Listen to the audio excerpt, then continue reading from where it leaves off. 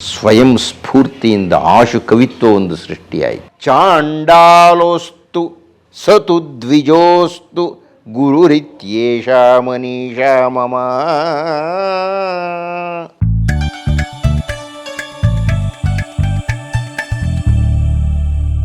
ವಿಘ್ನರಾಜ ವಿಶುದ್ಧವಾಣಿ ವಿಶಿಷ್ಟ ವಿಷ್ಣು ವಿಶೇಷ ಶಂಕರ. ವಾಯು ಜಲ ಗಗನ ಅನಲ ಅಣು ಓಂಕಾರ ಬ್ರಹ್ಮಾಂಡ ಆದಿಮಧ್ಯ ಅಂತದ ವ್ಯಾಪ್ತಕ್ಕೆ ಸಚ್ಚಿತ್ ಆನಂದ ಆತ್ಮಜ್ಞಾನಕ್ಕೆ ರೂಪು ನೂರರ ಶುದ್ಧ ಚೈತನ್ಯಕ್ಕೆ ನಮೋ ನಮಃ. ಹೇಳಿ ಪರಮೇಶ್ವರ್, ಹೇಗಿದ್ದೀರಿ? ಚೆನ್ನಾಗಿದ್ದೀನಿ. ನಿಮ್ಮನ್ನು ನೋಡಿದ್ರೆ ನಮಗೊಂದು ರೀತಿ ಸಕಾರಾತ್ಮಕವಾದ ಭಾವನೆಗಳು ಉಕ್ಕತ್ತೆ. ಭಾಳ ಸಂತೋಷ ಆಗುತ್ತೆ ನಮಗೆ ನಿಮ್ಮನ್ನು ನೋಡೋಕ್ಕೆ, ತಮ್ಮ ಜೊತೆ ಮಾತಾಡೋಕ್ಕೆ. ತಮ್ಮ ಸರಿಸಮಾನವಾಗಿ ತಮ್ಮ ಕೂರ್ಸ್ ಮಾತಾಡ್ತಿರಲ್ಲ, ಅದಕ್ಕೆ ಮೊಟ್ಟ ಮೊದಲು ತಮಗೆ ಧನ್ಯವಾದ. ಯಾರು ದೊಡ್ಡವರಲ್ಲ, ಯಾರು ಚಿಕ್ಕವರಲ್ರಿ. ಇದ್ರ ಸರಿಸಮ ಎನ್ನುವಂತ ಎಲ್ಲರೂ ಸಮಾನರೇ, ಎರಡನೇ ಮಾತೇ ಇಲ್ಲ. ಅದ್ರಿ ತುಟಿ ಮಾತಲ್ಲ, ಅದು ಪರಮ ಸತ್ಯವೇ. ಅದು ಹಿಂದೆ ಎಷ್ಟೋ ಸಲ ಮಾತಾಡಿದ್ದೀನಿ ನಾನು ನಿಮಗೆ. ನಾನು ಮೂಲತಃ ಅದ್ವೈತಿ. ನಮ್ಮ ಗುರುಗಳು ಶ್ರೀ ಶ್ರೀ ಶಂಕರ ಭಗವತ್ಪಾದಾಚಾರ್ಯರು. ಶ್ರೀ ಶ್ರೀ ಶಂಕರ ಭಗವತ್ಪಾದಾಚಾರ್ಯರು ಜಗತ್ತಿಗೆ ಕೊಟ್ಟಂಥ ಪ್ರಪ್ರಥಮ ಉಪದೇಶ ಅಂದರೆ ಎಲ್ಲರೂ ಸಮಾನರು. ಸರ್ವ ಸಮಾನತಾ ಸಿದ್ಧಾಂತವನ್ನು ಇಡೀ ಪ್ರಪಂಚದಲ್ಲಿ ಮೊಟ್ಟ ಮೊದಲು ಘೋಷಿಸಿದಂತಹ ಮನೀಷಿ ಅಂದರೆ ಶ್ರೀ ಶ್ರೀ ಶಂಕರ ಭಗವತ್ಪಾದಾಚಾರ್ಯರು. ಹೀಗಾಗಿ ಸಮಾನತೆ ಅದೆಲ್ಲ ಮೂಲತಃ ಇರೋದೆ. ಈಗ ನೋಡಿ, ಈಗ ನೀವು ಪರಮೇಶ್ವರ್, ನಾನು ಪ್ರಕಾಶರು. ನೀವು ಸಂದರ್ಶಕರು, ನಾನು ಸಂದರ್ಶಿತ. ನೀವು ಪೃಚ್ಛಕರು, ನಾನು ಉತ್ತರ ಕೊಡ್ತೀನಿ. ನೀವು ಯೌವನವನ್ನು ಹೊಂದಿದ್ದೀರಿ, ಕಪ್ಪು ಮೀಸೆ, ಸುಂದರವಾದ ಮುಖ, ಕಥಾನಾಯಕನ ನಿಲುವು. ನಾನು ಬಿಳಿಗಡ್ಡ, ಬಗ್ಗಿರುವ ದೇಹ, ವೃದ್ಧಾಪ್ಯ. ಈ ಮೂರು ಅಂಶ ಹೇಳಿದೆ, ನೀವು ಗಮನಿಸಿದ್ದೀರಾ? ಒಂದು ಹೆಸರು, ಎರಡನೆಯದು ವೃತ್ತಿ, ಮೂರನೆಯದು ಆಕಾರ. ಈ ಮೂರೇ ನಾನು ಹೇಳಿದ್ದು ವ್ಯತ್ಯಾಸ ನನಗೂ ನಿಮಗೂ. ಇನ್ನೇನಿದೆ? ಇದನ್ನು ವೇದಾಂತದಲ್ಲಿ ಏನು ಹೇಳ್ತಾನೆ ಅಂದರೆ ನಾಮರೂಪು ಕ್ರಿ. ನಾಮ ಹೆಸರು, ರೂಪು ಅಂದರೆ ಆಕಾರ, ಕ್ರಿ ಅಂದರೆ ಕೆಲಸ. ಈ ಮೂರು ವ್ಯತ್ಯಾಸಗಳು ಬಾಹ್ಯ. ನಿಮ್ಮ ಹೆಸರಾಗಲಿ, ನಿಮ್ಮ ದೇಹದ ಆಕಾರ ಆಗಲಿ, ನೀವು ಮಾಡೋ ಕೆಲಸ ಆಗಲಿ, ನನಗೂ ನಿಮಗೂ ಈ ಮೂರು ವ್ಯತ್ಯಾಸವನ್ನು ಬಿಟ್ಟು ಮಿಕ್ಕಿ ಯಾವ ವ್ಯತ್ಯಾಸ ಇದೆ? ಆ ಜ್ಞಾನವೂ ಇದಕ್ಕೆ ಬಹಳ ದೊಡ್ಡದಾದ ಒಂದು ಉದಾಹರಣೆ ಕೊಡಬೇಕು. ಶ್ರೀ ಶ್ರೀ ಶಂಕರ ಭಗವತ್ಪಾದಾಚಾರ್ಯ ಹೆಸರನ್ನು ನಾನು ಮತ್ತೆ ಮತ್ತೆ ಹೇಳ್ತಾನೆ ಇರ್ತೀನಿ, ಯಾಕೆಂದರೆ ನಮಗದು ಆದರ್ಶ ಅಂತ ನಮ್ಮ ಆಚಾರ್ಯರು ಅಂತ. ಅವರಿಗೂ ಮಂಡನ ಮಿಶ್ರರಿಗೂ ವಾದನ ನಡೆಯುತ್ತೆ. ಮಂಡನ ಮಿಶ್ರರು ಅಂದರೆ ಮಹಾಕರ್ಮಠರು, ಮಹಾವಾದಿ, ವಾದಿ ಗಜ, ವಾದಿ ಕೇಸರಿ. ಅವರನ್ನು ಮೀರಿಸೋರೇ ಇರಲಿಲ್ಲ ಅವ್ರ ಕಾಲದಲ್ಲಿ ವಾದದಲ್ಲಿ. ಅವರಿಬ್ಬರಿಗೂ ವಾದ ನಡೆಯುತ್ತೆ. ಅದ್ರ ಬಗ್ಗೆ ಹೇಳಬೇಕಾದ್ರೆ ಒಂದು 5-6 ಗಂಟೆ ಮಾತಾಡ್ಬೇಕು ನಾನು. ಭಗವತ್ಪಾದರದು ಆ ಘಟ್ಟಕ್ಕೆ ಬಂದು ನಿಂತ್ಕೋಬೇಕಾಯ್ತು. ಭಗವತ್ಪಾದರದು ಮಂಡನೆ ನಡೀತಿರುತ್ತೆ ಹೀಗೆ. ಎಲ್ಲವೂ ಒಂದೇ, ವ್ಯತ್ಯಾಸ ಇಲ್ಲ, ಎಲ್ಲರೂ ಸಮಾನರು ಅಂತ. ಆಗ ಮಂಡನ ಮಿಶ್ರರು ನೀವು ಹೇಳಿದ ಪ್ರಶ್ನೆಯನ್ನು ಕೇಳ್ತಾರೆ. ಅಲ್ಲಪ್ಪ ಸನ್ಯಾಸಿ, ವಿರೋಧಿಯವರು, ಅಲ್ಲಯ್ಯ, ನೀನು ಹೇಳಿದ್ದನ್ನೇ ಒಪ್ಪಿಕೊಳ್ಳೋದಾದರೆ ಸನ್ಯಾಸಾಶ್ರಮ, ನಂದು ಗೃಹಸ್ಥಾಶ್ರಮ. ಸನ್ಯಾಸಾಶ್ರಮ ದೊಡ್ಡದು, ಗೃಹಸ್ಥಾಶ್ರಮ ಚಿಕ್ಕದು. ಅದಕ್ಕೆ ಹೋಲಿಸಿದರೆ ನೀನು ಜ್ಞಾನದ ಬಗ್ಗೆ ಮಾತಾಡ್ತಿದ್ದಿ, ನಾನು ಕರ್ಮದ ಬಗ್ಗೆ ಮಾತಾಡ್ತಾ ಇದ್ದೆ. ಗುರು ಅಂತ ನೀನು ಆಗಿಬಿಟ್ರೆ, ಶಿಷ್ಯ ಅಂತ ನಾನು ಆಗಿಬಿಟ್ರೆ, ನಾವಿಬ್ಬರು ಹೇಗೆ ಸಮಾನ ಆಗ್ತೀವಿ? ಎಲ್ಲ ಸಮ ಸಮ ಸಮ ಅಂತ ಹೇಳ್ತಿದ್ದೀವಿ, ಎಲ್ಲ ಎಲ್ಲಿ ಸಮಾನ ಆಗುತ್ತೆ? ಅಪ್ಪ ಮಗನಿಗೆ ಸಮಾನವೇ? ಗಂಡ ಹೆಂಡತಿಗೆ ಸಮಾನವೇ? ಗುರು ಶಿಷ್ಯನಿಗೆ ಸಮಾನವೇ? ಅದು ಭೇದ ಇದ್ದೇ ಇದೆ ಅಂತ ಹೇಳ್ತಾರೆ. ಮೇಲ್ನೋಟಕ್ಕೆ ಅದು ನಿಜ ಅಲ್ವೇ? ಒಪ್ಕೊಳ್ಳೋವಂಥದ್ದೇ. ಆದರೆ ಭಗವತ್ಪಾದರು ಎಷ್ಟು ಅದ್ಭುತವಾದ ಉತ್ತರ ಕೊಡ್ತಾರೆ ಅಂದರೆ, ಒಂದು ದೊಡ್ಡ ಅಗ್ನಿಕುಂಡ, ಯಜ್ಞಕುಂಡ, ಅಲ್ಲಿ ಅಗ್ನಿ ಧಗ ಧಗ ಅಂತ ಉರಿತಾ ಇರುತ್ತೆ. ಒಂದು ಸೌದೆಯ ತುಂಡು, ಇದ್ಯಾವುದು? ಸೌದೆಯ ತುಂಡು. ಅಲ್ಲಿರೋದೇನು? ಅಗ್ನಿ. ಈ ಸೌದೆಯ ತುಂಡನ್ನು ಅಗ್ನಿಗೆ ಹಾಕ್ತಾರೆ. ಹಾಗೆ ಸೌದೆ ತುಂಡೇನಾಗುತ್ತೆ, ಉರಿಯುತ್ತೆ. ಬೆಂಕಿ ಹತ್ಕೊಳ್ಳುತ್ತೆ, ಉರಿಯೋಕ್ಕೆ ಶುರುವಾಗುತ್ತೆ. ಕೊಂಚ ಹೊತ್ತು ಉರಿದ ಮೇಲೆ ಈ ಕಾಷ್ಠದ ತುಂಡು, ಸೌದೆಯ ತುಂಡು ಏನಾಗುತ್ತೆ, ಇದಿಲಾಗುತ್ತೆ, ಕಪ್ಪಾಗುತ್ತೆ. ಕಪ್ಪಾಗಲ್ರಿ, ಕೆಂಡ ಆಗುತ್ತೆ. ಕೆಂಡ ಆಗುತ್ತೆ. ಹೌದು, ಕೆಂಡ ಆಗುತ್ತೆ. ಕೆಂಡ ಆರಿದ ಮೇಲೆ ಇದ್ಲಾಗೋದು, ಕೆಂಡ ಆಗುತ್ತೆ. ಕೆಂಡವಾಗಿ ಆ ಯಜ್ಞಕುಂಡದಲ್ಲಿ ಅದು ಹತ್ಕೊಂಡು ಉರಿತಾ ಇರುತ್ತೆ. ದಯವಿಟ್ಟು ಗಮನಿಸಿ, ಮೊದಲು ಕಟ್ಟಿಗೆಯ ತುಂಡು, ಈಗ ಅದು ಕೆಂಡ. ಯಜ್ಞಕುಂಡದಲ್ಲಿ ಇರುವುದು ಎಲ್ಲವೂ ಕೆಂಡವೇ, ಇದೂ ಕೆಂಡ. ಕೊಂಚ ಹೊತ್ತಾದ ಮೇಲೆ ಆ ಕಟ್ಟಿಗೆ ತುಂಡು ಹುಡುಕೊಡ್ತೀರೇನು ನೀವು? ಅಗ್ನಿಯ ಸಂಪರ್ಕಕ್ಕೆ ಬಂದ ಕಾಷ್ಠದ ತುಂಡು ಅಗ್ನಿಯೇ ಆಗಿಬಿಡುತ್ತದೆ. ಸನ್ಮಾನ್ಯ ಪರಮೇಶ್ವರವರೇ, ಇದು ಭಗವತ್ಪಾದರು ಹೇಳಿದ್ದು. ಅಯ್ಯ ಮಂಡನ ಮಿಶ್ರ, ವ್ಯತ್ಯಾಸ ಎಲ್ಲಿ ಬಂತು? ಸಂಪರ್ಕಕ್ಕೆ ಬಂದ ಮೇಲೆ ಅಪ್ಪ ಆಗಿರ್ತಾನೆ, ಮಗ ಇರ್ತಾನೆ. ಕೊಂಚ ಕಾಲ ಆದಮೇಲೆ ಮಗನೇ ಅಪ್ಪನಾಗಿ ಬಿಡುತ್ತಾನೆ. ಮನೆಯ ಯಜಮಾನ ಅಪ್ಪ ಆಗಿರ್ತಾನೆ, ಕೊಂಚ ಕಾಲ ಕಳೆದ ಮೇಲೆ ಈ ಮಗನೇ ಮನೆಯ ಯಜಮಾನ ಆಗಿಬಿಡ್ತಾನೆ. ಗುರುವಿನ ಸಂಪರ್ಕಕ್ಕೆ ಬಂದ ಶಿಷ್ಯ ಗುರುವೇ ಆಗಿಬಿಡ್ತಾನೆ. ವ್ಯತ್ಯಾಸ ಏನಿದೆ? ಕಾಷ್ಠದ ತುಂಡು ಕೆಂಡವೇ ಆಗುವಂತೆ. ಆದ್ದರಿಂದ ಚಿಕ್ಕೋರು ದೊಡ್ಡವರು ಎಲ್ಲಿ ಬಂತ್ರಿ ಪರಮೇಶ್ವರ್?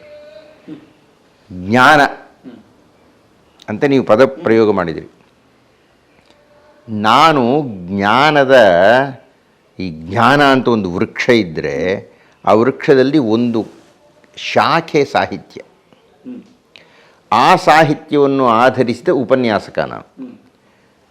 ಅಂದರೆ ಇಲ್ಲೊಬ್ಬ ಉಪನ್ಯಾಸಕ ಇದ್ದಾನಲ್ಲ, ಇಂಥವ್ರು ನೂರಾರು ಉಪನ್ಯಾಸಕರಿದ್ದಾರೆ, ನೂರಾರು ಎಲೆಗಳಿವೆ, ನೂರಾರು ಆ ಕಾಷ್ಠದ ತುಂಡುಗಳಿದೆ, ನೂರಾರು ಆ ರೆಂಬೆಯಲ್ಲಿ ಬಂದಂಥ ಎಲೆಗಳಿದೆ. ದಯವಿಟ್ಟು ಗಮನಿಸಿ, ದಯವಿಟ್ಟು ಅರ್ಥ ಮಾಡ್ಕೊಳ್ಳಿ. ದೊಡ್ಡ ಮರ ಅನ್ರಿ ಇದು, ಅಲ್ಲಿ ಕೋಟಿ ಎಲೆಗಳಿದೆ, ಒಂದೆಲೆ ನಾನು. ಈ ಕೋಟಿ ಎಲೆಗಳೂ ಅವರವರ ಬದುಕಿನಲ್ಲಿ ಅವರವರು ಜ್ಞಾನಿಗಳೇ. ನೀವು ಸಂದರ್ಶನ ಮಾಡ್ತಾ ಇದ್ದೀರಲ್ಲ, ಕಲಾ ಮಾಧ್ಯಮವನ್ನು ಕಟ್ಟಿದ್ದೀರಲ್ಲ, ಅದರ ಯೋಜನೆ, ಅದರ ಸಿದ್ಧತೆ, ಅದಕ್ಕಾಗಿ ಚಿಂತನೆ ಮಾಡಿರತಕ್ಕಂಥ ವಿಸ್ತೃತವಾದ ಜ್ಞಾನ, ಅದರ ಅನುಭವ ಎನ್ನಂಗಿದೆಯಾ? ಸಾಧ್ಯನೇ ಇಲ್ಲ, ಇರೋಕ್ಕಾಗೋದೇ ಇಲ್ಲ. ನಮ್ಮದು ನಿಮ್ಮದು ಬಿಟ್ಬಿಡಿ. ಯಾರೋ ಒಬ್ಬ ಬಡಗಿ ಕೆಲಸ ಮಾಡ್ತಾ ಇದ್ದಾನೆ, ಅವನ ಬಾಚಿ ತಗೊಂಡು ಹೊಡಿತಾನೆ. ನಾನು ಹುಡುಗನಾಗಿದ್ದ ಒಂದು ಸಲ ಅವನು ನೋಡಿ ನಮ್ಮ ಊರಿನಲ್ಲಿ ಶನೇಶ್ವರ ಗುಡಿ ಇದೆ, ಒಂದು ರಥ ಮಾಡ್ತಾಯಿದ್ರು. ನಾನಾಗ ಪ್ರೌಢಶಾಲೆಯೋ ಏನೋ ಓದ್ತಾ ಇದ್ದೆ. ಆ ರಥ ಮಾಡೋದನ್ನೇ ಹೋಗಿ ನೋಡ್ತಾ ಇದ್ವಿ ನಾವು. ಎಷ್ಟು ಚೆನ್ನಾಗಿ ಆ ರಥವನ್ನು ಕೆತ್ತುತ್ತಾ ಇದ್ದಾನೆ ಇವನು. ಎಲ್ಲ ಮರದ ತುಂಡುಗಳು. ಅವನು ಕೆತ್ತಿ ಒಂದು ಅಚ್ಚು ಮಾಡ್ಬೋಣ, ಕೆತ್ತಿ ಒಂದು ಪ್ರತಿಮೆ ಮಾಡ್ಬೋಣನು. ನಾನು ಅದನ್ನು ನೋಡಿ ಅವನು ಗೊತ್ತಿಲ್ಲದೆ ಒಂದು ದಿವಸ ನಾನು ಮಾಡೋಣ ಅಂದ್ಕೊಂಡೆ. ಏನು ತಲೆ ನಾನು ಮಾಡೋದು, ಹುಡುಗ ನಾನಿನ್ನ. ಆ ಬಾಚಿ ಹಿಡ್ಕೊಂಡು ಆ ಸುತ್ತಿಗೆಯಿಂದ ಒಂದು ಏಟು ಹೊಡಿಬೇಕು. ಆ ಬಾಚಿಗೆ ಒಂದು ಏಟು ಹೊಡೆದೆ, ಆ ಸುತ್ತಿಗೆ ಆ ಮರದ ತುಂಡು ಮೇಲೆ ಬಿಟ್ಟು ನನ್ನ ಕೈ ಮೇಲೆ ಬಿತ್ತು, ಗಾಯ ಆಯಿತು. ಒಂದು ಪಾಠ ಕಲಿತೆ. ಅದಕ್ಕೆ ಒಂದು ವಿಶೇಷವಾದ ತರಬೇತಿ ಇದೆ. ಆ ಜ್ಞಾನವೇ ಬೇರೆ, ಅದೇ ಒಂದು ಕೌಶಲ ಅಲ್ವೇ? ಹೀಗಾಗಿ ಕಲಾ ಮಾಧ್ಯಮವನ್ನು ನಡೆಸುವುದೇ ಒಂದು ಕೌಶಲ. ಆ ಕೌಶಲ್ಯ ನಿಮಗಿದೆ, ಅದು ನನಗಿದೆಯೇನ್ರಿ? ಆದ್ದರಿಂದ ನಿಮ್ಮ ಶಾಖೆಯ ಜ್ಞಾನದಲ್ಲಿ ನೀವು ಶ್ರೇಷ್ಠರು. ನಾವು ಕೇವಲ ಪೃಚ್ಛಕರಾದ ನಿಮ್ಮ ಪ್ರಶ್ನೆಗೆ ಉತ್ತರ ಕೊಡುವವರು. ಅಷ್ಟರ ಮಟ್ಟಿಗೆ ನಮ್ಮ ಬಗ್ಗೆ ಇರಲಿ ಬಿಡಿ, ನೀವು ಹೊಗಳ್ತೀರಿ, ನಾವು ಹೊಗಳಿಸ್ಕೊಳ್ಳೋಣ ಅಷ್ಟೇ ವಿನಃ ವ್ಯತ್ಯಾಸ ಅನ್ನೋದು ಪ್ರಾಮಾಣಿಕವಾಗಿಲ್ಲ, ಇಲ್ಲವೇ ಇಲ್ಲ. ಇರತಕ್ಕಂಥದ್ದು ಮೂರೇ: ನಾಮರೂಪಕ್ರಿ. ಈ ಮೂರು ಬಿಟ್ಟರೆ ಇನ್ನೇನು ವ್ಯತ್ಯಾಸ ಇಲ್ಲ. ಆ ಮೂರೂ ಬಾಹ್ಯಕ್ಕೆ ಸಂಬಂಧಪಟ್ಟಿದ್ದು. ಏನು ಈಗ ಅವರು ಆ ಗಂಗಾ ತಟದಿಂದ ಕಾಶಿ ವಿಶ್ವೇಶ್ವರನ ದರ್ಶನಕ್ಕೆ ನಡ್ಕೊಂಡು ಹೋಗೋದಕ್ಕೆಲ್ಲ ವ್ಯವಸ್ಥೆ ಮಾಡಿಬಿಟ್ಟಿದ್ದಾರೆ. ಆ ಕಾಶಿಯ ಗಂಗಾ ನದಿಯ ತಟದಲ್ಲಿ ಮಣಿಕರ್ಣಿಕಾ ಘಾಟ್ ಅಂತ ಒಂದಿದೆ. ಮಣಿಕರ್ಣಿಕಾ ಘಾಟ್ ಅಂದರೆ ಅರ್ಥ ಏನಪ್ಪ ಅಂದರೆ, ವಿಷ್ಣು ತಪಸ್ಸು ಮಾಡಲಿಕ್ಕೆ ಕುಳಿತಂತೆ. ಹಾಗೆ ತಪಸ್ಸು ಮಾಡಲಿಕ್ಕೆ ಕುಳಿತಾಗ ಶ್ರಮಿಸಿದ್ದಾನೆ. ತಪಸ್ಸು ಅಂದರೆ ಅರ್ಥ ಗೊತ್ತಾ? ತಪಸ್ಸು ಅಂದರೆ ಹಾಗೆ ಹಿಡ್ಕೊಳ್ತೀರಲ್ಲ, ಸುಮ್ಮನೆ ಹೀಗೆ ಹಿಡ್ಕೊಂಡ್ರೆ ತಪಸ್ಸಾಗಲ್ವಲ್ಲ. ಮಾನಸಿಕವಾಗಿ ಏನೋ ಚಿಂತನೆ ಇರಬೇಕಲ್ಲ. ಚಿಂತನೆ ಜಾಸ್ತಿ ಆಗಿ ಆಗಿ ಆಗಿ ಆಗಿ ಆಗಿ ಆಗಿ ನಮಗೆ ದೇಹ ಬಿಸಿಯಾಗಿಬಿಡುತ್ತೆ. ಅದಕ್ಕೇನು ವಿಷ್ಣುವೇ ಬೇಕಾಗಿಲ್ಲ. ಪ್ರಾಥಮಿಕ ಶಾಲಾ ವಿದ್ಯಾರ್ಥಿ 4ನೇ ತರಗತಿ ಪರೀಕ್ಷೆಗೆ ಕೂತ್ಕೋಬೇಕು ಅಂದರೆ ಅವನು ಅದರ ಬಗ್ಗೆನೇ ಯೋಚನೆ ಮಾಡಿ ಕಿವಿ ಬಿಸಿ ಆಗಿಬಿಟ್ಟಿರುತ್ತೆ. ಅಂದರೆ ಅದು ತಪಸ್ಸು ಅಂತ. ತಪಸ್ಸಿನ ಮೂಲ ಅರ್ಥ ತಾಪ ಅಂತ. ತಾಪ ಅಂದರೆ ಬಿಸಿ. ಆ ವಿಷ್ಣುವಿಗೆ ತಾಪ ಹುಟ್ಟಿತು ತಪಸ್ಸನ್ನು ಮಾಡಿ, ಬೆವರದ. ಆ ಬೆವರು ಹರಿದು ಹರಿದು ಸೇರಿ ಒಂದು ಸರೋವರ ಆಗ್ಬಿಡ್ತು. ವಿಷ್ಣು ಅಷ್ಟೊಂದು ಯಾಕಯ್ಯ ಬೆವರದ, ಇದೆಲ್ಲ ಪ್ರಶ್ನೆಗಳು ಬೇರೆ, ಕಥೆ ಹೇಳ್ತಾ ಇದ್ದೀವಿ. ಆ ವಿಷ್ಣುವಿನ ಬೆವರು ಸೇರಿ ಒಂದು ಸರೋವರ ಆಗಿ ಆ ನೀರು ತುಂಬಿತು. ಆ ಸರೋವರವನ್ನು ಈಶ್ವರ ನೋಡಿದ. ಆತನ ಪ್ರತಿಬಿಂಬ ಕಂಡಿತು. ತಲೆ ಅಲ್ಲಾಡಿಸಿದಾಗ ಆತನ ಕಿವಿಯಲ್ಲಿ ಕುಂಡಲ ಇತ್ತು. ಶಿವನ ಕಿವಿಯಲ್ಲಿ ಇರತಕ್ಕಂಥದ್ದು ನಾಗಕುಂಡಲ. ಆ ಕುಂಡಲ ಕೆಳಗೆ ಬಿತ್ತು. ಮಣಿಕರ್ಣಿಕ, ಈ ಕರ್ಣದಿಂದ ಬಿದ್ದಂಥ ಮಣಿ ನಾಗಮಣಿ, ಅದಕ್ಕೆ ಮಣಿಕರ್ಣಿಕ ಅಂತ ಹೆಸರು ಬಂತು. ಇರಲಿ, ಆ ಮಣಿಕರ್ಣಿಕಾದ ದಂಡೆಯಲ್ಲಿ ಕುಳಿತು ಭಗವತ್ಪಾದರು ಉಪದೇಶ ಮಾಡ್ತಾ ಇದ್ದಾರೆ. ಏನು ಮಾಡ್ತಾ ಇದ್ದಾರೆ? ಅದ್ವೈತದ ಉಪದೇಶ ಮಾಡ್ತಾ ಇದ್ದಾರೆ. ಅದ್ವೈತ ಅಂದರೆ ಎರಡಿಲ್ಲದೆ ಇರೋದು, ಆಗಲೇ ಪ್ರಾರಂಭದಿಂದಲೂ ಹೇಳ್ತಾ ಇದ್ದೀನಿ. ಉಪದೇಶ ಎಲ್ಲ ಮುಗಿದಿದೆ. ಕಾಶಿ ವಿಶ್ವೇಶ್ವರನ ದರ್ಶನಕ್ಕೆ ಪ್ರತಿನಿತ್ಯ ಅವರು 12 ಗಂಟೆಗೆ ಹೋಗ್ತಾ ಇದ್ರು. ತಮ್ಮ ಶಿಷ್ಯರನ್ನು ಕರ್ಕೊಂಡು ಅವರು ಹೊರಟರು. ಆ ಮಣಿಕರ್ಣಿಕಾ ಘಾಟ್ನ, ಆ ಮಣಿಕರ್ಣಿಕಾ ಸ್ನಾನ ಘಟ್ಟದ ಮೆಟ್ಟಿಲುಗಳನ್ನು ಹತ್ತಿ ಬರ್ತಾ ಇದ್ದಾರೆ. ಮೇಲೊಬ್ಬ ಚಂಡಾಲ ಅಂದರೆ ಸ್ಮಶಾನವನ್ನು ಕಾಯುವಾತ ಅಂತ. ಅಂದರೆ ಸಾಮಾನ್ಯವಾಗಿ ಆಗೂ ಈಗೂ ಈ ಸ್ಮಶಾನ ಕಾಯುವವರನ್ನು, ಹೆಣಗಳ ನಡುವೆ ಇರುವವರನ್ನು, ಆ ಚಿತೆಯನ್ನು ಸರಿಪಡಿಸುವವರನ್ನು ಸಮಾಜ ಸ್ವಲ್ಪ ದೂರ ಇಡುತ್ತೆ. ಯಾರ್ಯಾರನ್ನೂ ದೂರ ಇಡುತ್ತೆ. ಆ ಎಲ್ಲರಿಗಿನ್ನ ಸ್ಮಶಾನ ಕಾಯುವವನನ್ನು ಚಂಡಾಲ ಅಂತ ಕರೆದು ಹಸಿ ಮಾಂಸ ತಿಂತಾನೆ ಅನ್ನತಕ್ಕಂಥ ಏನೇನೋ ಗುಣವಾಚಕಗಳನ್ನು ಅವನಿಗೆ ಆರೋಪಿಸಿ ಅವನನ್ನು ಅಸ್ಪೃಶ್ಯ ಅಂತ ಕರೆದು, ಅಸಹ್ಯ ಅಂತ ಹೇಳಿ, ಜೊತೆಗೆ ಅವನು ಹೆಂಡಗಿಂಡ ಕುಡಿತಾನೆ ಅಂತಕ್ಕಂಥದ್ದು, ಅವನನ್ನು ಅಲಕ್ಷಿಸಿ ತಿರಸ್ಕರಿಸಿ ಅವನನ್ನು ಸಮಾಜದ ಶ್ರೇಣಿಯಲ್ಲಿ ಅತ್ಯಂತ ಕನಿಷ್ಠನನ್ನಾಗಿ ಮಾಡಿದೆ. ಈಗಲೂ ಮಾಡಿತ್ತು ಏನು ಬಂತು, ಹೌದು ತಾನೆ? ಆ ಚಂಡಾಲ ಒಂದು 4 ನಾಯಿಗಳನ್ನ ಹಿಡ್ಕೊಂಡು ಬರ್ತಾ ಇದ್ದ ಮೇಲಿನಿಂದ. ಆ ದೃಶ್ಯವನ್ನು ಊಹಿಸಿಕೊಳ್ಳಿ. ಆ ಚಂಡಾಲ ಹೀಗೆ ಇಳಿತಾ ಇದ್ದಾನೆ ಮೆಟ್ಲುಗಳನ್ನು ನಾಯಿಗಳ ಜೊತೆ. ಭಗವತ್ಪಾದರು ಮೇಲಕ್ಕೆ ಹತ್ತುತ್ತಾ ಇದ್ದಾರೆ. ಇಲ್ಲಿ ಭೇಟಿಯಾಯಿತು. ಗಚ್ಚ ಅಂದರು. ಹೋಗೋಗು, ದಾರಿ ಬಿಡು ಅಂದೇ ಅಂತಾರೆ. ಈಗ ಮಂತ್ರಿಯೊಬ್ಬ ಬರ್ತಾ ಇದ್ದರೆ ದಾರಿ ಬಿಡಿದ ಎಲ್ಲ ಬಿಡಿಸ್ಕೊಂಡು ಬರ್ತಾರೆ. ಹಾಗೆ ಇವರು ಮಂತ್ರಿಗಳಿಗಿನ್ನ ದೊಡ್ಡಂಥ ಮಹಾನುಭಾವರು ಇವರು.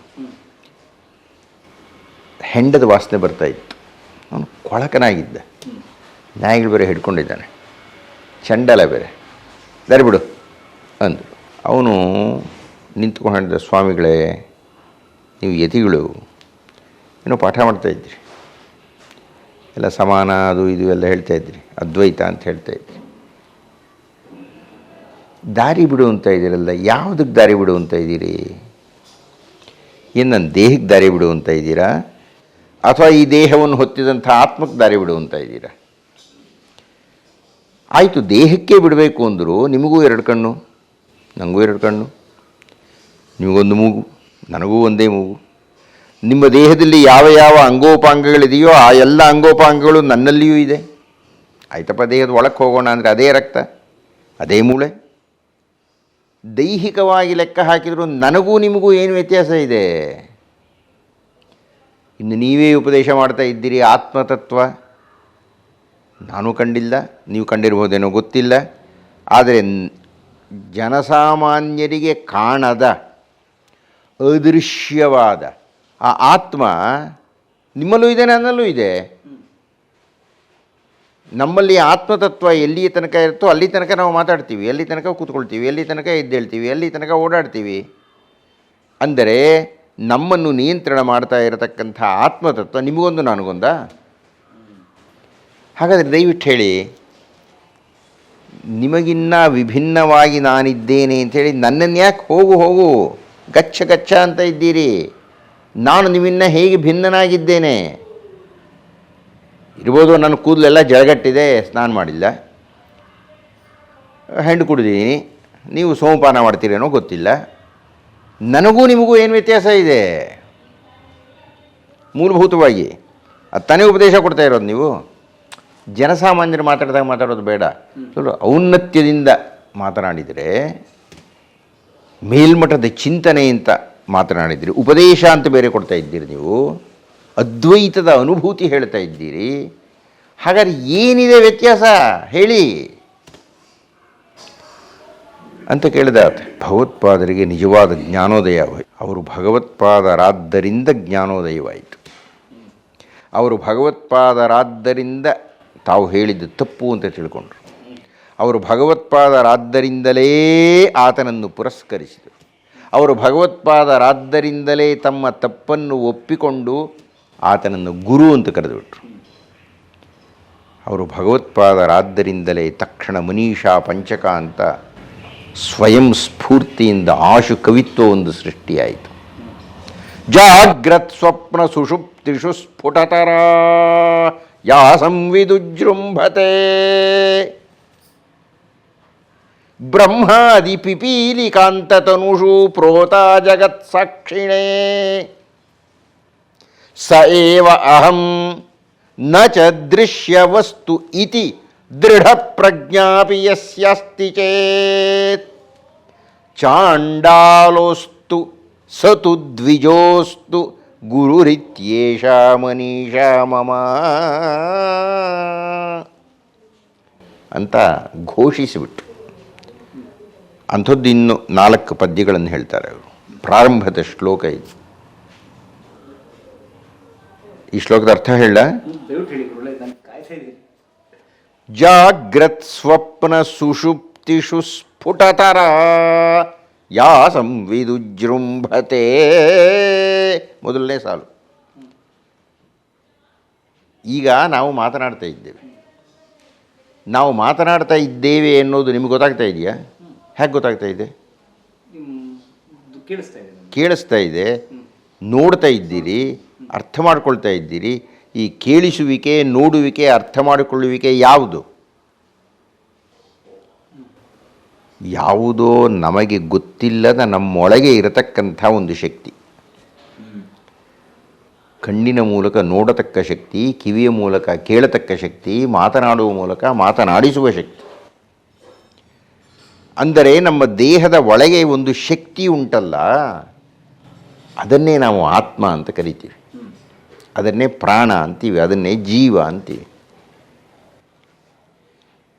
ಜಾಗೃತ್ತಾಗಿದ್ದಾಗ ಇದೆಲ್ಲ ನಮಗೆ ಅರ್ಥ ಆಗ್ತಾ ಇದೆ. ನಾನು ಮಾತಾಡೋದು ನಿಮಗೆ ಗೊತ್ತಾಗ್ತಿದೆ, ನೀವು ಕೇಳಿಸ್ಕೊಳ್ತಾ ಇದ್ದೀರಿ, ನನಗೆ ಗೊತ್ತಾಗ್ತಾ ಇದೆ. ಇದನ್ನೆಲ್ಲ ಸಾಕ್ಷಿಯಾಗಿ ಒಂದು ಯಾವುದೋ ನೋಡ್ತಾ ಇದೆ, ಅಂದರೆ ಆತ್ಮ ನೋಡ್ತಾ ಇದೆ. ಅದು ನೋಡ್ತಾ ಇರೋದ್ರಲ್ಲೇ ಗೊತ್ತಾಗ್ತಾ ಇರೋದು ನಮಗೆ, ಹೌದು ತಾನೆ? ರಾತ್ರಿ ಮಲ್ಕೊಳ್ತೀರಿ, ನಿನ್ನೆ ರಾತ್ರಿ ಮಲಗಿದ್ದಾಗ ಒಂದು ಕನಸು ಕಂಡಿರಿ. ಕನಸು ಕಂಡಿದ್ದೀರಿ, ಕಂಡೇ ಕಾಣ್ತೀವಿ, ಪ್ರತಿಯೊಬ್ಬರು ಕಾಣ್ತೀವಿ ನಾವು ಕನಸನ್ನು. ನಿನ್ನೆ ರಾತ್ರಿ ಆ ಕನಸಿನಲ್ಲಿ ಸುಂದರವಾದ ಒಂದು ದೃಶ್ಯ ಕಾಣ್ತು. ನಿನ್ನೆ ರಾತ್ರಿ ಅಯ್ಯಪ್ಪ ಒಂದು ಹುಲಿ ಅಟ್ಸ್ಕೊಂಡು ಬಂದುಬಿಡ್ತೀರಿ ಕನಸಿನಲ್ಲಿ. ನಿನ್ನೆ ರಾತ್ರಿ ನಾನು ಹೋಗ್ತಾ ಇದ್ದೆ, ಕನಸಿನಲ್ಲಿ ಒಂದು ಬಾವಿಲಿ ಬಿದ್ದುಬಿಟ್ಟೆ. ಈ ರೀತಿ ಮತ್ತೆ ಮಾರನೇ ದಿವಸ ಮಾತಾಡ್ತೀವಲ್ಲ ನಾವು. ಆ ಕನಸನ್ನು ಕಂಡಿದ್ಯಾರು? ಜಾಗ್ರತ್ತಿನಲ್ಲಿ ಯಾವುದು ಸಾಕ್ಷಿಯಾಗಿ ಕಂಡಿತೋ ಅದೇ ಆತ್ಮವೇ ಸ್ವಪ್ನದಲ್ಲಿಯೂ ಕಂಡಿತು. ಒಂದೊಂದು ದಿವಸ ಕೆಲಸ ಜಾಸ್ತಿ ಆಗ್ಬಿಟ್ಟಿರುತ್ತೆ, ಹೀಗೆ ಮಲ್ಕೊಂಡು ಪಕ್ಕಕ್ಕೆ ಹೊರಳೋ ಅಷ್ಟೊತ್ತಿಗೆ ಬೆಳಕಾಗ್ಬಿಡುತ್ತೆ, ಸ್ವಪ್ನವೇ ಇಲ್ಲ. ಪ್ರಶಾಂತವಾದ ನಿದ್ದೆ. ಏನು ಗುರುಗಳೇ ಎಷ್ಟು ಚೆನ್ನಾಗಿತ್ತು ನಿದ್ದೆ, ಸಮಾಧಾನ ಪ್ರಶಾಂತವಾಗಿತ್ತು ಅಂತೀರಿ. ಆ ಪ್ರಶಾಂತವಾದ ನಿದ್ದೆ ಬಂದಿತ್ತು ಅಂತ ಸಾಕ್ಷ್ಯ ಯಾರು ಹೇಳ್ತಾ ಇದ್ದಾರೆ? ಅದೇ ಆತ್ಮವೇ. ಜಾಗ್ರತ್ ಸ್ವಪ್ನ ಸುಷುಪ್ತಿಷು, ಈ ಮೂರೂ ಅವಸ್ಥೆಗಳಲ್ಲಿಯೂ ಸ್ಫುಟತರ, ಅತ್ಯಂತ ಖಚಿತವಾಗಿ ಅತ್ಯಂತ ಸ್ಪಷ್ಟವಾಗಿ ನೀವು ನೋಡ್ತಾ ಇರೋ ಇದೇ ಬಿಳಿಗಡ್ಡವೇ ಸ್ಪಷ್ಟವಾಗಿ ಗೊತ್ತಿದೆ ನಿಮಗೆ. ನಿನ್ನೆ ರಾತ್ರಿ ಕನಸಿನಲ್ಲಿ ಕಂಡಂತಹ ಹುಡುಗಿ ಹೊದ್ದಿರತಕ್ಕಂಥ ದಾವಣಿ ಹಸಿರು ಬಣ್ಣದ್ದು ಖಚಿತವಾಗಿ ಗೊತ್ತಿದೆ ನಿಮಗೆ. ಬಹಳ ಆನಂದಕರವಾದ ನಿದ್ದೆ, ನಿಶ್ಶಬ್ದವಾದ ನಿದ್ದೆ, ಸಂಪೂರ್ಣವಾಗಿ ಯಾವುದೇ ಗೊಂದಲವಿಲ್ಲದೆ ಹೀಗೆ ಮಲಗಿ ಹಾಗೆ ಎದ್ದಂಥ ನಿದ್ದೆ, ಇದೆಲ್ಲ ಸ್ಫುಟತರವಾಗಿ ಗೊತ್ತಿದೆ ನಮಗೆ. ಜಾಗ್ರತ್ ಸ್ವಪ್ನ ಸುಷುಪ್ತಿಷು ಸ್ಫುಟತರ ಯಾ ಸಂವಿದುಜೃಂಭತೆ, ಯಾವುದು ಈ ರೀತಿ ವಿಜೃಂಭಿಸುತ್ತಿದೆಯೋ ಯಾವುದದು? ಆತ್ಮ. ಬ್ರಹ್ಮಾದಿ ಪಿಪೀಲಿಕಾಂತತನುಷು ಪ್ರೋತಾ ಜಗತ್ ಸಾಕ್ಷಿಣೇ, ಈ ಜಗತ್ತಿಗೆ ಸಾಕ್ಷಿಯಾಗಿ ಈ ಜಗತ್ತನ್ನು ನೋಡ್ತಾ, ನಾನು ಕೈ ಹೀಗೆ ಅಲ್ಲಾಡಿಸ್ತಾ ಇದ್ದೀನಿ, ನಾನು ಜಗತ್ತಿನ ಒಂದು ಭಾಗ. ಇಲ್ಲಿ ನಮ್ಮಿಬ್ಬರನ್ನು ಚಿತ್ರೀಕರಣ ಮಾಡ್ಕೊಳ್ತಾ ಇರತಕ್ಕಂಥ ಒಂದು ಯಂತ್ರ ಇದೆ, ಅದು ಜಗತ್ತಿನ ಒಂದು ಭಾಗ. ನಾವಿಬ್ಬರೂ ಒಂದು ಭೂಮಿಯ ಮೇಲೆ ಕೂತ್ಕೊಂಡಿದ್ದೀವಿ, ಜಗತ್ತಿನ ಒಂದು ಭಾಗ. ಈ ಜಗತ್ತನ್ನೆಲ್ಲ ಸಾಕ್ಷಿಯಾಗಿ ನೋಡ್ತಾ ಇದೆಯಲ್ಲ, ಆ ಆತ್ಮ ಅನ್ನತಕ್ಕಂಥ ಸಾಕ್ಷಿ ಜಾಗ್ರತ್ ಸ್ವಪ್ನ ಸುಷುಪ್ತಿಗಳಲ್ಲೆಲ್ಲ ಒಂದೇ ಆಗಿ ನೋಡ್ತಾ ಇರತಕ್ಕಂಥ ಸಾಕ್ಷಿ, ಆ ಆತ್ಮ ಅನ್ನತಕ್ಕಂಥದ್ದು ಬ್ರಹ್ಮಾದಿ ಪಿಪೀಲಿಕಾಂತತನುಷು, ಚತುರ್ಮುಖ ಬ್ರಹ್ಮನಿಂದ ಹಿಡಿದು, ಪಿಪೀಲಿಕಾ ಅಂದರೆ ಇರುವೆ ಅಂತ, ಚತುರ್ಮುಖ ಬ್ರಹ್ಮನಿಂದ ಹಿಡಿದು ಇರುವೆಯ ತನಕ ಈ ಆತ್ಮ ಅನ್ನತಕ್ಕಂಥದ್ದು ಓಡಾಡ್ತಾ ಇದೆಯಲ್ಲ, ಇದು ಸ ಏವ ಅಹಂ, ಅದೇ ನಾನು. ನಾನು ಪ್ರಕಾಶ್ ರಾವ್ ಅಂತಲೋ ಬಿಳಿ ಗಡ್ಡ ಅಂತಲೋ ಉತ್ತರ ಕೊಡ್ತಾ ಇದ್ದೀನಿ ಅನ್ನೋದಲ್ಲ, ಅದೆಲ್ಲ ಬಾಹ್ಯ. ಸ ಏವ ಅಹಂ, ಅದೊಂದೇ ನಾನು. ಯಾವುದು? ಆತ್ಮ. ನಚ ದೃಶ್ಯ ವಸ್ತು ಇತಿ, ನೋಡ್ತಾ ಇರತಕ್ಕಂಥ ಬೇರೆ ಯಾವ ದೃಶ್ಯವೂ ನಾನಲ್ಲಯ್ಯ. ಈ ಮನೆಯಲ್ಲಿ ಕೂತ್ಕೊಂಡಿದ್ದೀನಿ ಅಂದರೆ ಈ ಮನೆ ನಾನಲ್ಲ. ನನ್ನ ಮನೆ ಇರಬಹುದು, ಮನೆ ನಾನಲ್ಲ. ನಾನು ನನ್ನ ಮಡದಿಯನ್ನು ಪ್ರೀತಿಸಿ ಪ್ರೇಮಿಸಿ ಕಷ್ಟಪಟ್ಟು ಎಳೆದು ವಿವಾಹ ಆಗಿದ್ದೇನೆ, ಆದರೆ ನನ್ನ ಹೆಂಡತಿ ನಾನಲ್ಲ. ನಾನು ತುಂಬ ಪ್ರೀತಿಸ್ತಕ್ಕಂಥ ವಂಶೋದ್ಧಾರಕರು ನನ್ನ ಮಕ್ಕಳು, ಆಲೋಕ ಅದ್ವೈತ, ನಾನಲ್ಲ. ನಾನು ಯಾರಯ್ಯ ಅಂದರೆ ಇದು ಯಾವುದೂ ಅಲ್ಲ, ನಚದೃಶ್ಯ ವಸ್ತು, ಕಣ್ಣಿಗೆ ಕಾಣಿಸ್ತಾ ಇರತಕ್ಕಂಥ ಈ ಯಾವ ವಸ್ತುವೂ ನಾನಲ್ಲ. ಸಯೇವ ಅಹಂ, ಅದೊಂದೇ ನಾನು. ಯಾವುದು? ಆತ್ಮ ಅನ್ನುವುದೊಂದೇ ನಾನು ಅನ್ನುವುದನ್ನು ದೃಢ ಪ್ರಜ್ಞಾಪಿ ಯಸ್ಯಾಸ್ತಿ ಚೇತ್, ದೃಢವಾಗಿ 100ಕ್ಕೆ 100ರಷ್ಟು ನನಗೆ ನಂಬಿಕೆಯಾದರೆ ನಾನೇನು? ನಾನು ಆತ್ಮ. ಉಳಿದಿದ್ದೆಲ್ಲ ಬಾಹ್ಯ, ಉಳಿದಿದ್ದೆಲ್ಲ ಇವತ್ತಿರುತ್ತೆ ನಾಳೆ ಹೋಗುತ್ತೆ. ಕಪ್ಪುಗಡ್ಡೆ ಇತ್ತು ಒಂದು ಕಾಲದಲ್ಲಿ, ತಲೆ ತುಂಬ ಕೂದಲು ಒಂದು ಕಾಲದಲ್ಲಿತ್ತು, ಈಗಿಲ್ಲ, ಹೋಯಿತು. ಅದು ಯಾವುದೋ ನಾನಲ್ಲ. ಇನ್ನೂ ಒಂದು 10 ವರ್ಷದ ಹಿಂದೆ ದೃಢವಾಗಿ ಮಾತಾಡ್ತಾ ಇದ್ದೆ, ಖಚಿತವಾಗಿ ಮಾತಾಡ್ತಾ ಇದ್ದೆ, ಸ್ಪಷ್ಟವಾಗಿ ಮಾತಾಡ್ತಾ ಇದ್ದೆ. ಈಗ ಧ್ವನಿ ಕುಗ್ಗಿದೆ, ಈಗ ಆ ಖಾಚಿತ್ಯ ನನ್ನಲ್ಲಿಲ್ಲ. ಅಂದರೆ ನನ್ನ ರೂಪವಾಗಲಿ ನನ್ನ ಧ್ವನಿಯಾಗಲಿ ಎಲ್ಲ ಬದಲಾವಣೆ ಆಗ್ತಾ ಇದೆ. ಬದಲಾವಣೆ ಆಗದ್ದು ಆ ಆತ್ಮ ಒಂದೇ. ಮಾಧ್ಯಮಿಕ ಶಾಲೆಯಲ್ಲೂ ನನಗೆ ಗೊತ್ತಿದೆ, ವಾಸ್ತವಾಚಾರ ಉಪಾಧ್ಯಾಯರು ಒಂದು ದೊಣ್ಣೆ ಹಿಡ್ಕೊಂಡು ಹೊಡಿತಾ ಇದ್ದರು ಅನ್ನೋದು ಗೊತ್ತಿದೆ ನನಗೆ. ಸಾಕ್ಷಿಯಾಗಿದೆ ನನ್ನ ಆತ್ಮ ಮಾಧ್ಯಮಿಕ ಶಾಲೆಗೆ. ಅಥವಾ ನಮ್ಮ ತಂದೆಯ ಜೊತೆಗಿನ ರಸ ನಿಮಿಷ ನನಗೆ ಜ್ಞಾಪಕ ಇದೆ. ನಮ್ಮ ತಂದೆ ಇಲ್ಲ, ಹೋಗಿ 30 ವರ್ಷ ಆಗೋಯ್ತಾಗಲೇ, ಆದರೆ ಅದೆಲ್ಲ ದಾಖಲಾಗಿದೆ ಇಲ್ಲಿ. ಆತ್ಮ ಇದಕ್ಕೆಲ್ಲ ಸಾಕ್ಷಿಯಾಗಿದೆ. ಅದೊಂದೇ ನಾನು, ಆ ಆತ್ಮ ಒಂದೇ ನಾನು. ನಚದೃಶ್ಯ ವಸ್ತು ವಿನಃ ಉಳಿದ ಯಾವುದೇ ದೃಶ್ಯ ವಸ್ತುವು ನಾನಲ್ಲ ಅನ್ನತಕ್ಕಂಥದ್ದು ದೃಢ ಪ್ರಜ್ಞಾಪಿ ಯಸ್ಯಾಸ್ತಿ ಚೇತ್, ಯಾರು ಇದನ್ನು ದೃಢವಾಗಿ ತಿಳಿದಿದ್ದಾರೋ, ಅಂದರೆ ಎಚ್ಚರದಲ್ಲಾಗಲಿ ಕನಸಿನಲ್ಲಾಗಲಿ ಈ ಎರಡೂ ಇಲ್ಲದೇ ಇರತಕ್ಕಂಥ ಪ್ರಶಾಂತ ಸ್ಥಿತಿಯಲ್ಲಾಗಲಿ ಯಾವುದು ಈ ಎಲ್ಲವನ್ನೂ ಸಾಕ್ಷಿಯಾಗಿ ನೋಡುತ್ತಿದೆಯೋ ಅದು ಚತುರ್ಮುಖ ಬ್ರಹ್ಮನಿಂದ ಇರುವೆಯ ತನಕ ಏಕಪ್ರೋತವಾಗಿ ಹಬ್ಬಿದೆ, ಎಲ್ಲರಲ್ಲಿಯೂ ಇದೆ. ಹಾಗೆ ಹಬ್ಬಿರತಕ್ಕಂತಹ ಆ ಆತ್ಮವೇ ನಾನು, ಇನ್ಯಾವುದೂ ಅಲ್ಲ ಅಂತ ಯಾರು ತಿಳಿದಿದ್ದಾರೋ ಅವರು ಚಾಂಡಾಲೋಸ್ತು ಸತು ದ್ವಿಜೋಸ್ತು. ಈ ಪರಮಸತ್ಯವನ್ನು ಅರ್ಥ ಮಾಡಿಕೊಂಡಿರುವವನು ನನ್ನ ಮುಂದೆ ಇರತಕ್ಕಂಥ ಚಂಡಾಲನಾಗಲಿ, ಇದು ಅರ್ಥ ಮಾಡ್ಕೊಂಡಿರಬೇಕು ಈ ಮೇಲೆ ಹೇಳಿದ ತತ್ವವನ್ನು, ಬ್ರಾಹ್ಮಣನಾಗಲಿ. ಚಾಂಡಾಲೋಸ್ತು ಸತು ದ್ವಿಜೋಸ್ತು ಗುರುರಿತ್ಯೇಷ ಮನೀಷಾ ಮಮ. ನಾನು ಅವರನ್ನು ಗುರುಗಳು ಅಂತ ತಿಳ್ಕೊಳ್ತೀನಿ ಅಂತ ಚಂಡಾಲನಿಗೆ ನಮಸ್ಕಾರ ಮಾಡಿಬಿಟ್ರು.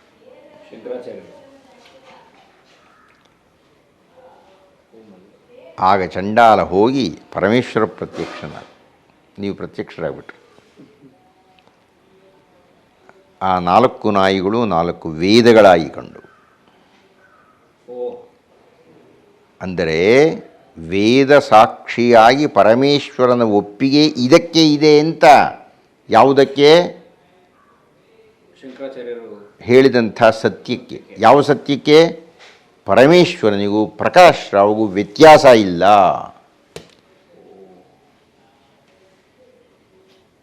ಮತ್ತು ಆ ಸನ್ನಿವೇಶದ ಸುಂದರ ದೃಶ್ಯ ಹೇಗಿದೆ ಅಂದರೆ, ಹತ್ತಿ ಬರ್ತಾ ಇದ್ದಾರೆ, ಅವರು ಇಳಿದು ಬರ್ತಾ ಇದ್ದಾರೆ. ಈ ಹತ್ತುವಿಕೆ ಇದೆಯಲ್ರಿ, ಪುರುಷನೊಬ್ಬ ಪರಮೇಶ್ವರನಾಗತಕ್ಕಂಥ ಒಂದು ಹಂತದ ಬೆಳವಣಿಗೆ ಉಂಟಲ್ಲ. ಅಂದರೆ ನೀವು ಆ ಮಟ್ಟಕ್ಕೆ ಏರಬೇಕಾಗಿದ್ದರೆ ಅದ್ವೈತವೇ ದಾರಿಯಾಗಿರಬೇಕು. ಸರ್ವಸಮಾನತಾ ಸಿದ್ಧಾಂತವೊಂದನ್ನು ಬಿಟ್ಟರೆ ನೀವು ಆ ಉನ್ನತಿಗೆ ಹೋಗೋಕ್ಕಾಗದೇ ಇಲ್ಲ, ಬೇರೆ ದಾರಿ ಇಲ್ಲ.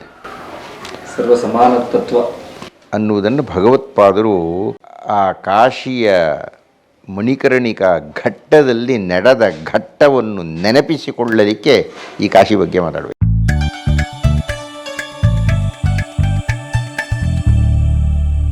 ಸ್ನೇಹಿತರೆ, ಡಾಕ್ಟರ್ ಪಾವಗಡ ಪ್ರಕಾಶ್ ಅವರ 2 ಯೂಟ್ಯೂಬ್ ಚಾನಲ್ಗಳಿಗೆ ನೀವು ದಯಮಾಡಿ ಸಬ್ಸ್ಕ್ರೈಬ್ ಮಾಡಬೇಕು. ಒಂದು ತತ್ವಶಂಕರ ಅಂಥೇಳಿ, ಇನ್ನೊಂದು ಡಾಕ್ಟರ್ ಪಾವಗಡ ಪ್ರಕಾಶ್ ರಾವ್ ಅಂಥೇಳಿ ಯೂಟ್ಯೂಬ್ ವಾಹಿನಿಗಳಿದ್ದಾವೆ. ಸಬ್ಸ್ಕ್ರೈಬ್ ಮಾಡಿ. ಅದ್ಭುತವಾದ ಜೀವನಕ್ಕೆ ಉಪಯೋಗ ಆಗುವಂತಹ ವಿಷಯಗಳನ್ನು ಕೇಳಿ ತಿಳ್ಕೊಳ್ಳೋಣ. ಧನ್ಯವಾದಗಳು.